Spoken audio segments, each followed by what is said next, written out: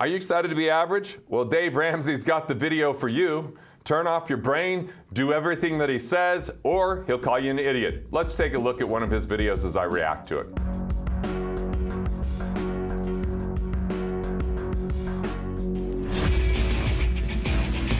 Tim is with us in Pittsburgh starting off this hour. Hi, Tim. Welcome to the show. How can we help? Pretty nice little set he's got here, an intro. Give him that. Hi, Dave. It's great to talk to you. I've been listening for about 6 months, and your advice is you really nail it, almost all the time, and I'm just grateful to be talking to you. Well, you too, sir. How can we help? Thank you. I just retired back in March, and I had 2 houses. I sold one of them, and now I have a lump sum of money, and I want to know, should I invest that lump sum all as one unit, or should I do dollar cost averaging and kind of make payments into investments over time? First thing I just want to recognize is this is a programming that happens for people.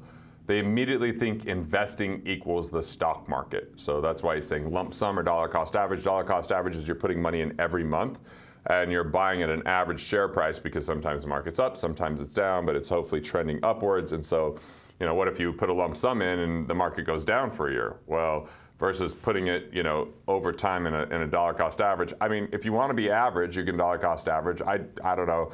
We'll see what these guys have to say about it. Okay. I'm assuming your other home is paid for, right? Yes, correct. Okay. The biggest advantage of dollar cost averaging is the emotional advantage, because as the market comes up or the market goes down, you don't feel like you've got all your chips slid to the middle of the table betting on one hand. And I'm really interested to see what he thinks you should do with the cash that doesn't go into the market, because I've heard him say in other videos, you're stupid if you put money in a savings account. You're stupid, the banks are huge. Anyway, I'm just interested to see where but mathematically, if you just put it all in, you're gonna end up making more money at the end of the day.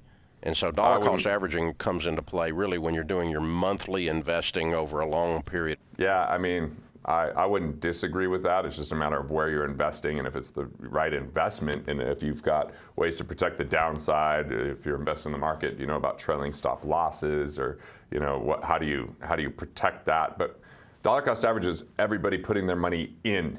Right? You're putting money in, and we're being trained, taught, and educated just always put money in, always contribute, always contribute. I really want you to rethink that and focus on cash flow. How do you get money to come from you from your assets? Those assets creating cash flow consistently, when they can cover your expenses, creates economic independence. When you're economically independent, you have so much more choice on a daily basis because you don't have to work. You get to choose what you do for work, where you work, when you work. And when people are just waiting for 30 years for compound interest to kick in, or socking away in a retirement plan where it's got penalties before 59 and a half, unless there's COVID rules or down payments for houses, a lot of restrictions. So, I don't disagree with putting the lump sum in necessarily, but most people are going to put that lump sum into the stock market, which I think is pretty much propped up a lot of times, and there's a lot of volatility that happens with that. There's a lot of fees that are engaged with that. There's companies that go out of business and they don't average that. They don't take that zero of that one company because maybe you own 300 stocks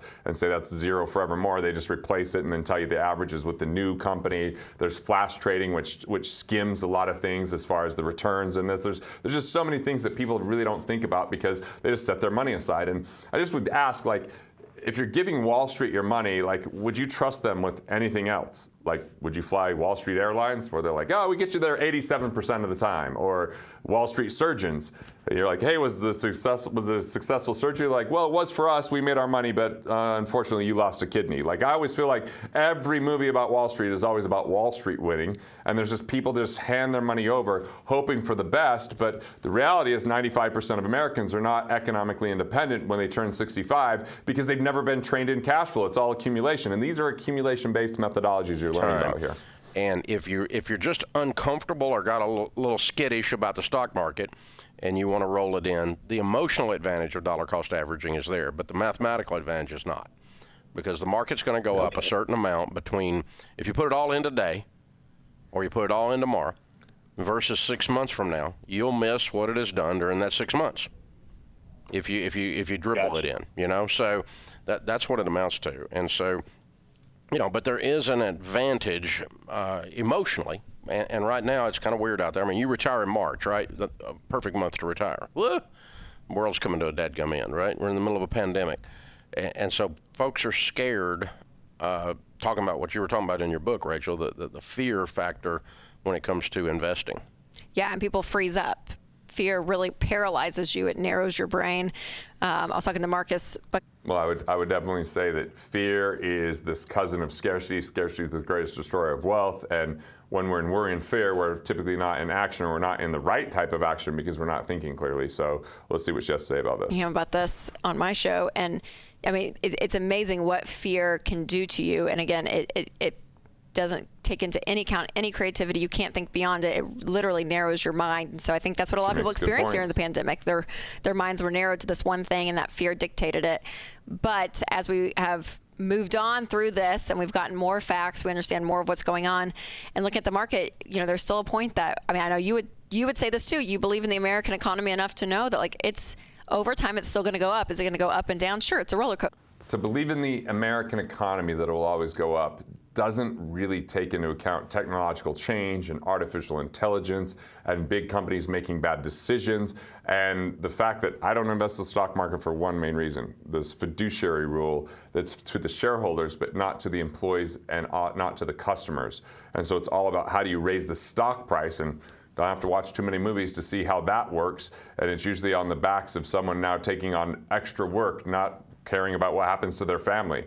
And look, I'm very, when it comes to money, I feel like we probably pay too much tax, and a lot of those dollars are wasted. But at the same time, I believe in humanity and people, and I like to see people taken care of. And I don't really like to invest in companies I would never want to do business with. I feel like we vote with our dollars. And a lot of people made a big deal about going and voting for president, but you know how we vote every single day is in how we spend our money. And cronyism is kind of destroying our entire economy, where major corporations are basically influencing politicians to bid and do their bidding, right? Whatever they want, and at the expense of people. So I don't want to buy companies that I don't believe in, that I don't like what they do, that I don't like how they operate, that I don't like their customer service. And so I don't just blindly hand money over to the stock market and call that an investment. I invest in the companies that I own. Those are the stocks that I have more influence and I have more outcome and I have more inspiration with. And you know, then I just protect my money that's not in those kind of things. And I buy things that I use, like a cabin or land where I could put a music studio. So what if you were to invest in things that you actually, you know, understood? That's investor DNA. Things that were part of your core values and part of your core competencies and part of the things that drove you because you wanted to learn about them, instead of just relying on someone else to take care of your money, not knowing if it's actually going to pan out when it's time to need it. But over time, you're going to make that money. Yeah. So over time, you're going to make that money. People invested right before the Great Depression. They got their money back in 1944. It's a pretty long time to just be sitting. You know, we were having all these COVID concerns. We've seen, you know, turmoil in the economy. We're hearing about job losses, and yet somehow the stock market just kind of shines through. Could that be because of all the money that's being pumped into the economy that's devaluing our money, because now our money has a sickness called inflation and it's being accelerated, or the problem there might be deflation that could be even worse? So I don't like this, oh yeah, you just believe and you hand it over and it's all going to work out. That's not really how I like to think about my money. Like, I love how Seinfeld talked about it. He goes, I sent my money out to work, I found it was really lazy. And I feel like sometimes putting money in mutual funds, we're told you can't know enough. You don't have time for this. Just trust the experts. Well, most of those experts are merely salespeople, and most of those funds, they underperform. Those of you who don't know what Tim is speaking of, dollar cost averaging is meaning that what ends up happening is that you buy shares at this month, and then the market goes down, you buy more shares with the same amount of money the next month. And then the next month it goes up a little bit. Well, those shares have all gone up then. And so you're buying some cheap shares when the market cycles, and you're buying some expensive shares. So he's explaining that pretty well. But my problem with dollar cost averaging is it's a mindless notion of I'm just putting money away. So if anyone owns a business and you put money towards marketing, Would you just keep putting that money in every month regardless how your marketing performed? Or if it was performing better, consider maybe putting in more. If it wasn't performing as good, maybe considering adjusting and doing something different. This is my problem, is we feel out of control with our money and investing because we're just relying on boardrooms we've never been in, analysts that always say it's a go. Whether the market's down, time to buy, it's on sale, it's up. Oh, you're missing out, it's flat, it's going to go up anytime. And this is kind of the narrative that is unfortunately become spellbinding on people to separate themselves from their money, to feel out of control with their money. And if we're not learning how to be stewards and we're not learning about cash flow, we're in a dangerous place. Banks don't set their money aside for 30 years and hope it works out. They lend it and they create cash flow immediately. They pay you a lot less than they charge you, and then they make that spread, and none of it was their money anyway. So it's amazing when they say it takes money to make money, not their money.